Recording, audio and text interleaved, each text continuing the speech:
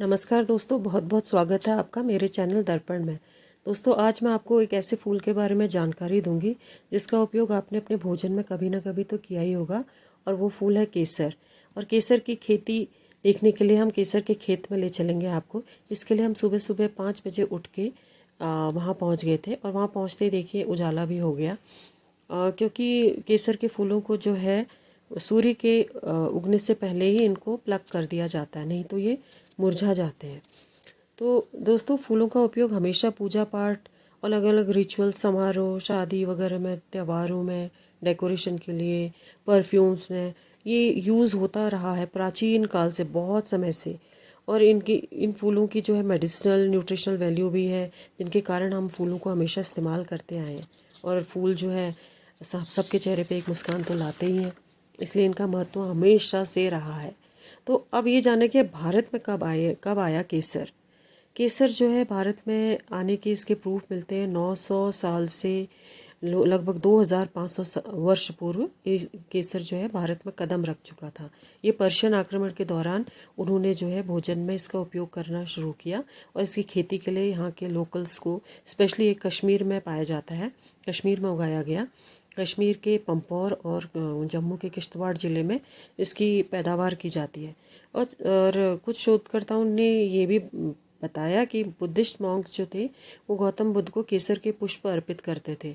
तो उनके जाने के बाद इसीलिए उन्होंने, वहाँ के भिक्षुओं ने जो है केसर के वस्त्र, केसरी वस्त्र धारण करने शुरू किए। केसर इतना कॉस्टली स्पाइस है दोस्तों, इतना कॉस्टली है, इसलिए इसको रेड गोल्ड भी बोला जाता है।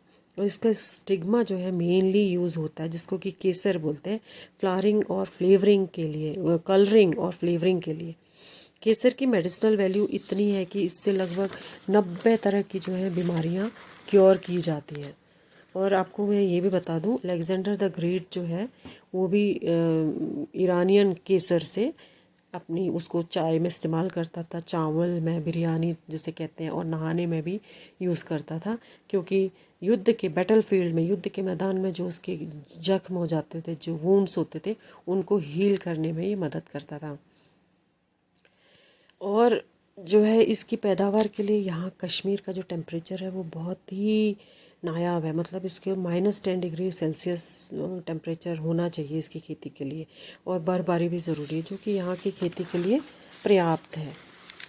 और दोस्तों, स्प्रिंग के टाइम में अगर बहुत ज़्यादा बारिश हो और जो है समर में थोड़ी कम हो, तो तब ये इसकी खेती के लिए ज़्यादा अच्छा रहता है। और अगर यहाँ के लोगों ने भी बताया कि अगर मान लो सर्दियों में जब ये होता है, जब फ्लावरिंग का टाइम हो, अगर ज़्यादा बर्फबारी हो जाए और बहुत ज़्यादा ठंड पड़ जाए, तो इसकी फसल ख़राब होने में भी देर नहीं लगती है। तो इसलिए इसकी बहुत बारिश का यहाँ पर बहुत इसकी खेती में महत्व है। इसको जून में बो दिया जाता है दोस्तों, और इसके जो है बल्ब की तरह होते हैं, प्याज की तरह बल्ब्स होते हैं, उनको जो है ज़मीन के अंदर कम से कम 15 सेंटीमीटर नीचे उनको बो दिया जाता है। और सर्दियों में अक्टूबर, मिड सर्दी में अक्टूबर नवंबर में इसके जो है फूल आने शुरू होते हैं।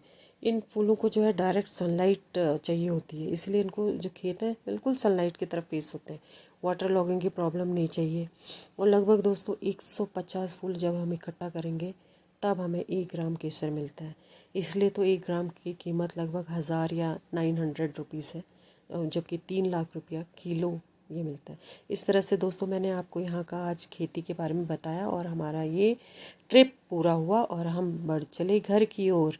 देखिए सूर्य भी थोड़ा ऊपर ऊपर आ गए हैं। और दोस्तों, आपको ये कैसा लगा, और मेरे चैनल को please like and subscribe please कीजिए, it will encourage me. Thank you.